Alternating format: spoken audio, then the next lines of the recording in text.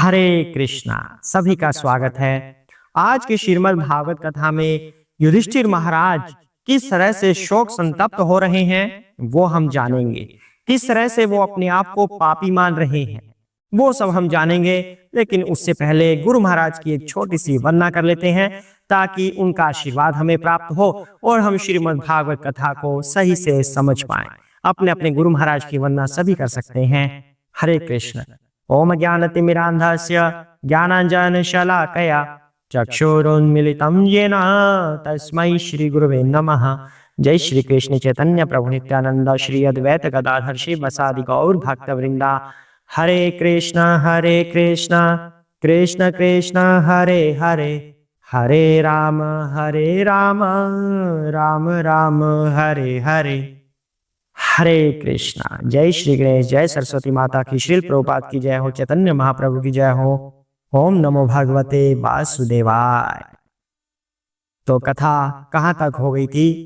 युधिष्ठिर महाराज अपने आप को पापी बता रहे हैं। उनको लग रहा है कि उनको सिंहासन पर बिठाने के लिए ये युद्ध हुआ है। इस तरह से शोक संतप्त होते हुए युधिष्ठिर महाराज अपने आप को दोषी समझ रहे हैं, सबकी मृत्यु का कारण समझ रहे हैं। उससे आगे की कथा आज जानते हैं। हरे कृष्णा।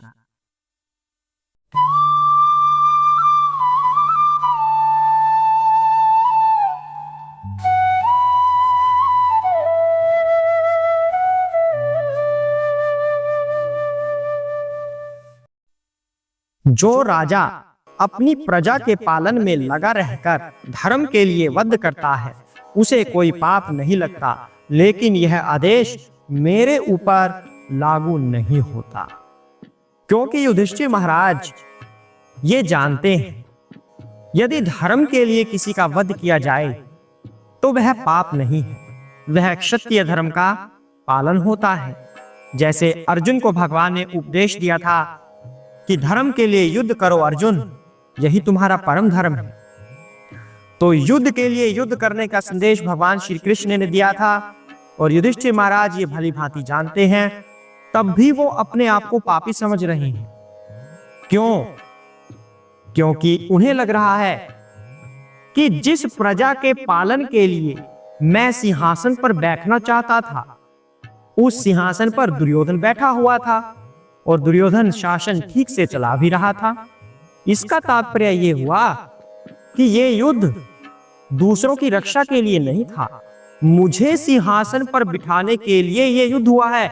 इसका मतलब अपना स्वार्थ सिद्ध करने के लिए मैंने इतने लाखों करोड़ों लोगों की हत्या करवा दी।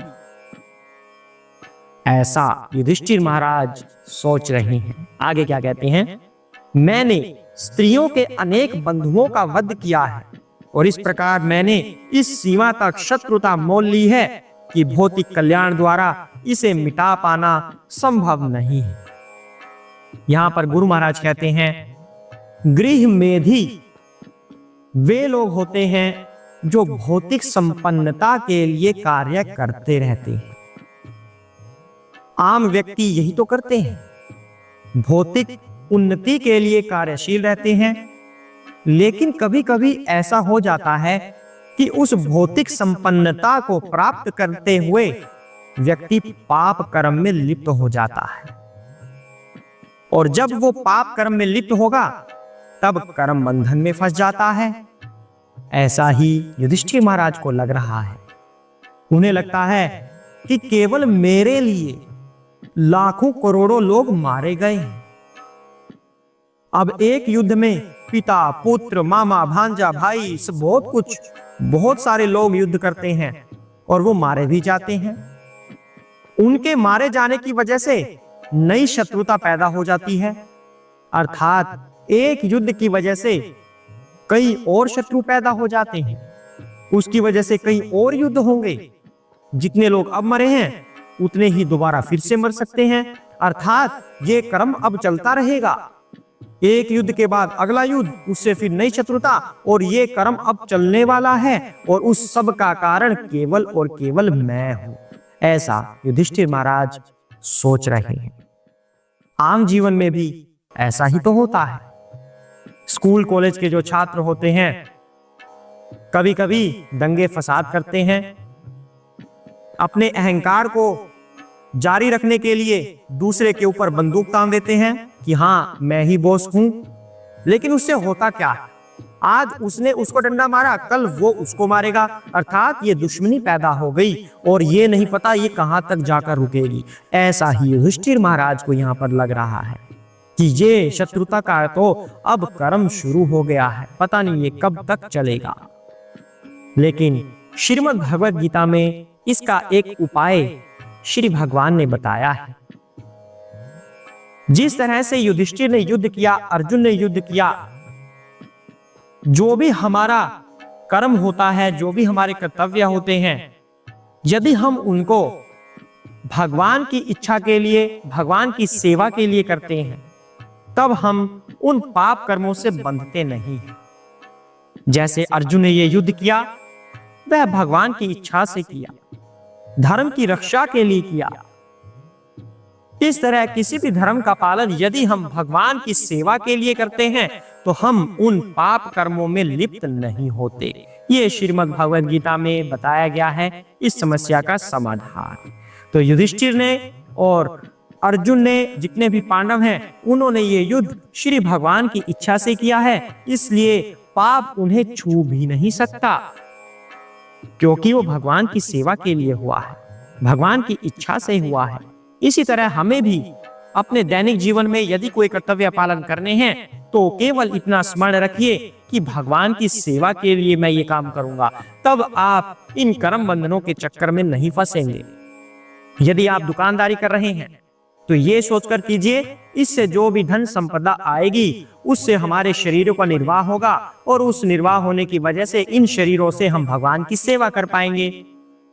इसलिए मैं ये दुकानदारी कर रहा हूं, इसलिए मैं ये नौकरी कर रहा हूं या कोई भी काम कर रहा हूं। यदि ऐसा सोचते हुए आप धन संपदा कमाते हैं तो फिर आप पाप कर्मों में लिप्त नहीं होंगे, पापों से मुक्त रहेंगे। आगे बढ़ते हैं। इस अध्याय का आखिरी श्लोक है, फिर यह अध्याय 8 पूर्ण हो जाएगा। जिस प्रकार गंदे पानी को कीचड़ में डालकर छाना नहीं जा सकता, अथवा जैसे मदिरा से मलिन हुए पात्र को मदिरा से स्वच्छ नहीं किया जा सकता, उसी प्रकार नरसंहार का प्रायश्चित पशुओं की बलि देकर नहीं किया जा सकता। हरे कृष्णा। युधिष्ठिर महाराज ऐसा कह रहे हैं, यदि मैं कर्म कांड के लेवल पर भी जाऊं, उसमें क्या होता है, अश्वमेध यज्ञ अगर कर दिया जाए तो ब्रह्म हत्या जैसे पाप से भी छुटकारा पाया जा सकता है। युधिष्ठिर महाराज को यह पता है और बहुत सारे अश्वमेध यज्ञ युधिष्ठिर महाराज ने करवाए हैं। अश्वमेध यज्ञ या फिर गोमेध यज्ञ, इनमें क्या होता है, घोड़े की बलि देना या फिर सांड की बलि देना। जब उनकी बलि दी जाती है तो ब्रह्म हत्या के पाप से भी व्यक्ति छूट जाता है इन यज्ञों से। लेकिन युधिष्ठिर महाराज को लग रहा है कि जो ये कर्म का चक्र चल पड़ा है, शत्रुता का जो ये चक्र चल पड़ा है, तो चाहे हजारों अश्वमेध यज्ञ क्यों ना करवा लिए जाएं, व्यक्ति इनसे मुक्त नहीं होगा। क्योंकि आज के युद्ध से अनेक तरह की शत्रुताएं उसने पाल ली हैं, अनेक लोगों के बीच में शत्रुता हो गई है, वो सभी आगे युद्ध ही करने वाले हैं। तो ये यज्ञ करवाने के बाद भी मैं इनसे मुक्त नहीं हो पाऊंगा। वास्तव में जो पुराने युग थे उसमें कुछ इस तरह के यज्ञों का अनुष्ठान किया जाता था। अब आप कहेंगे कि पशुओं की बलि देना कौन सा न्याय है, लेकिन जब पूरा ज्ञान होगा कि आखिर था क्या, तब आप ऐसा नहीं सोचेंगे। जिस पशु को बलि में प्रयोग किया जाता था उसे यज्ञ संपन्न होने के बाद जीवन दान भी दिया जाता था, ऐसा चैतन्य महाप्रभु ने बताया है। उनको जीवन दान देने के बाद फिर जो यज्ञ करता है वो पाप कर्म में लिप्त नहीं होता, उसे पाप छू नहीं सकता, क्योंकि जिस पशु की बलि दी गई उसे जीवन दान दे दिया गया था। तो पशु वैसे का वैसा है, बलि भी हो गई और पशु जीवित भी है।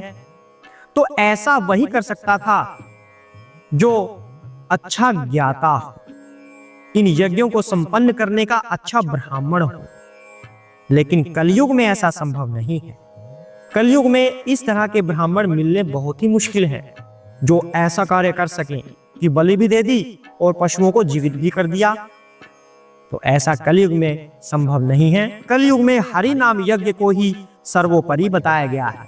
पर गुरु महाराज एक बात यहां पर कह रहे हैं कि पशु वध करने के बाद हरि नाम यज्ञ का सहारा मत लीजिए, फिर आप अपराध करेंगे कि अपनी खुद की किसी इच्छा की वजह से आपने पशु वध कर दिया और फिर उसका निपटारा कर रहे हैं हरि नाम यज्ञ से, तो ये फिर अपराध हो जाएगा। वास्तव में तो पशु वध होना ही नहीं चाहिए। कलयुग में कोई इतना सक्षम नहीं है कि पशु की बलि देकर उसे जीवित कर दे, तो पशु वध होना ही नहीं चाहिए। तो इस तरह के यज्ञ कलयुग के लिए वर्जित हैं। कलयुग में हरि नाम संकीर्तन, हरि नाम यज्ञ ही सर्वोपरि बताया गया है और वही हमें करना भी चाहिए। तो युधिष्ठिर महाराज को ऐसा लग रहा था कि जिन लोगों की मैंने हत्या की, उस हत्या का जो पाप है उसका निपटारा मैं किसी पशु वध के द्वारा नहीं कर सकता कि किसी पशु की बलि दे दी और मैं पाप से बच जाऊंगा। ऐसा नहीं होगा, युधिष्ठिर महाराज स्पष्ट कर रहे हैं। तो इस तरह की स्तुति जो वेदों में की गई है कलयुग के लोगों के लिए वह नहीं है, बिल्कुल संपूर्ण रूप से वर्जित है। हमें केवल और केवल हरि नाम यज्ञ ही करना है। इस तरह से बोलते जाइए, हरे कृष्ण कृष्ण कृष्ण हरे हरे, हरे राम राम राम हरे हरे। यही है हरि नाम यज्ञ कलयुग के लिए जिसे सर्वोपरि बताया गया है। आज के लिए इतना ही करते हैं। कल से 9वां अध्याय आरंभ हो जाएगा जिसमें भीष्म पितामह अपनी देह का त्याग करेंगे श्री कृष्ण की उपस्थिति में। हरे कृष्णा। ओम नमो भगवते वासुदेवाय।